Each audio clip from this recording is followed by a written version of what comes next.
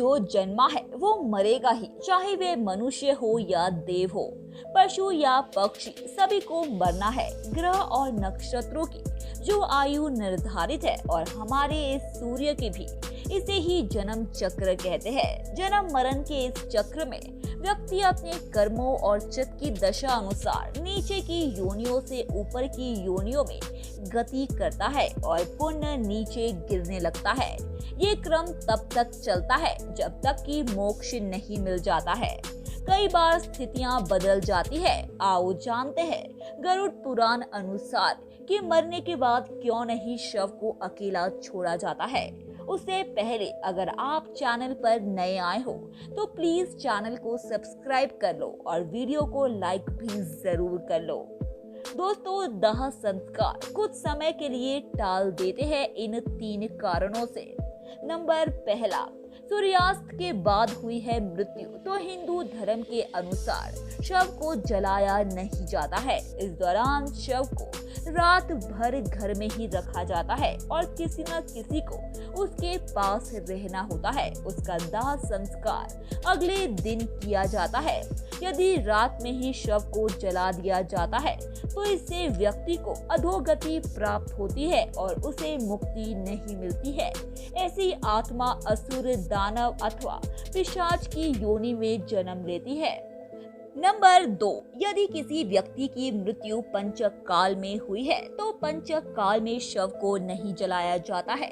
जब तक पंचक काल समाप्त नहीं हो जाता तब तक शव को घर पर ही रखा जाता है और किसी न किसी को शव के पास रहना होता है।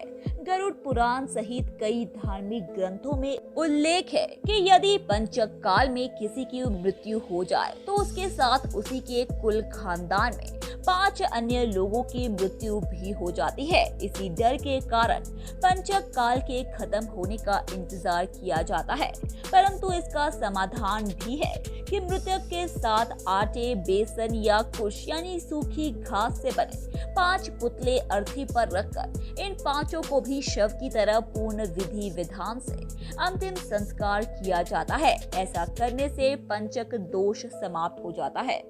नंबर 3, यदि कोई मर गया है परंतु उसका दाह संस्कार करने के लिए उसका पुत्र या पुत्री समीप नहीं हो तो दूर हो तो उसके आने का इंतजार किया जाता है। तब तक शव को घर में ही रखा जाता है और किसी न किसी को शव के पास रहना होता है। कहते हैं कि पुत्र या पुत्री के हाथों ही दाह संस्कार होने पर मृतक को शांति मिलती है, अन्यथा वह भटकता रहता है। शव को अकेला नहीं छोड़ने के 3 कारण। नंबर पहला, शव को अकेला छोड़ दिया जाए तो उसके आसपास लाल चींटियां या अन्य कोई नरभक्षी रेंगने वाला प्राणी या पशु आकर शव को खा जाता है।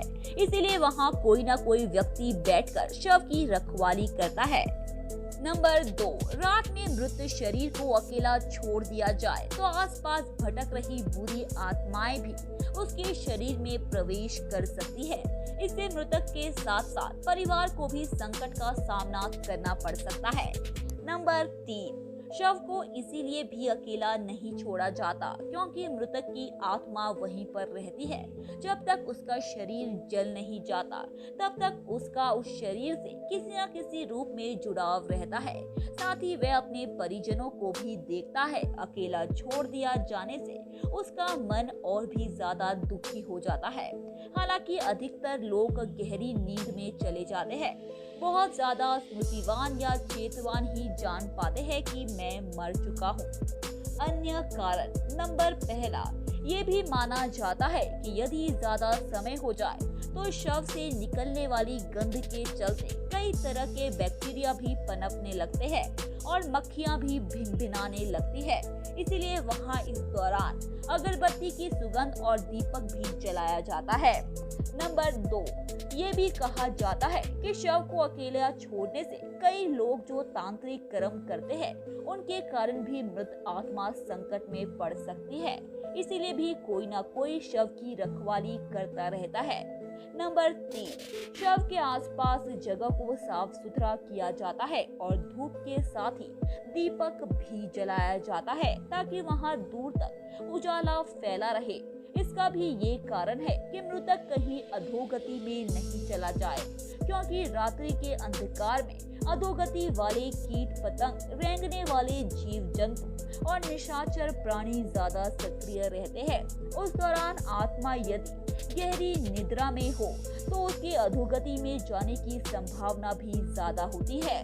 तो दोस्तों, आपको हमारी आज की वीडियो कैसी लगी कमेंट सेक्शन में लिखकर जरूर बताएं और ऐसी ही शानदार वीडियोस देखने के लिए हमारे चैनल बालाजी फैक्ट्स को सब्सक्राइब कर बेल आइकॉन जरूर दबाएं।